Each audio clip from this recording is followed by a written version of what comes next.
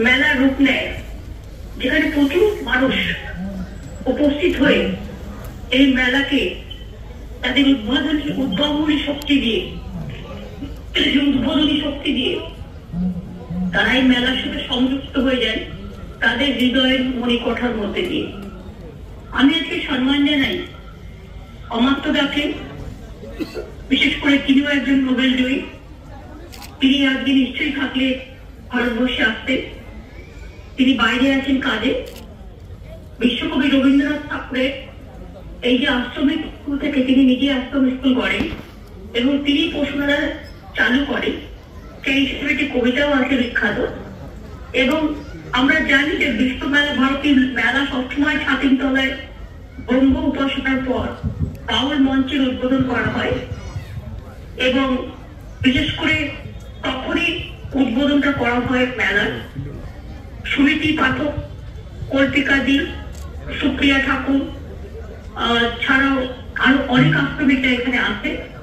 তাদের সকলকে আমি আমার প্রণাম জানাচ্ছি। বিশ্বভারতীরও যারা আছে তাদেরও শ্রদ্ধা জানাচ্ছি। আমাদের চাদু কাজল তারাও সকলে আছে, বিকাশ থেকে শুরু করে সকলে, তাদেরও আমি আমার ভালোবাসা জানাচ্ছি। ছাত্রছাত্রীর জন্য আমার অনেক শুভেচ্ছা এবং ভালোবাসা থাকবে। আমি মনে করি যে এই প্রস্তাবটা তিনবার বন্ধ হয়েছিল। একবার মন্বন্তরের সময় বাধা পেয়েছিল, একবার যখন সাম্প্রদায়িক দাঙ্গা হয়েছিল 1986 সালে, আর মাঝে কোভিডের জন্য, তাছাড়াও কতগুলো বিতর্ক কারণের জন্য এই পৌষ মেলাকে বন্ধ করে দেওয়া হয়েছিল। সেটা মানুষ ভালোভাবে নেয়নি। কাজে আমি আমার ডিএমকে, এসডিওদের সকলকে এবং আমাদের সকল সাথীকে আমি অভিনন্দন জানাবো এই কারণে যে পৌষ মেলাটাকে নিজেদের হৃদয় দিয়ে, অল্প হৃদয় দিয়ে, হৃদয়ের অঙ্গ থেকে এভাবে আপনারা সাজিয়েছে, তার কোনো তুলনা হয় না। পৌষ মেলা, রাঙামাটির পথ, গ্রাম ছাড়া ওই রাঙামাটির পথ আমার মন ও হৃদয়ে। মনে রাখবেন, এই গানটি আজও আমাদের সকলের কাছে সমাদৃত এবং সদ্ভাষিত।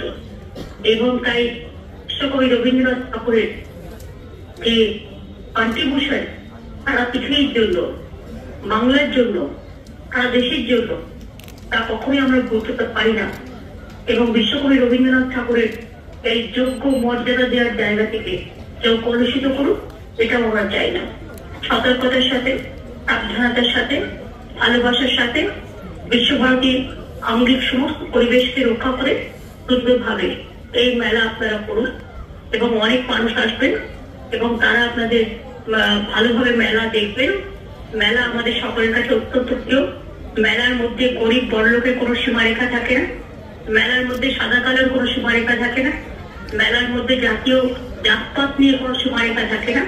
মেলা মানে মেলা, সব মানুষের সব ধর্মের খেলা, সব বর্ণের খেলা, সব রং, সব বর্ণ, সমস্ত কালারের একসাথে মিশ্রিত হওয়া।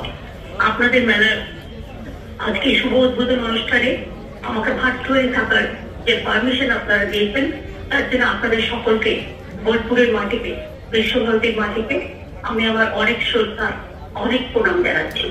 এইভাবে বিশ্বভারতী এগিয়ে চলুক।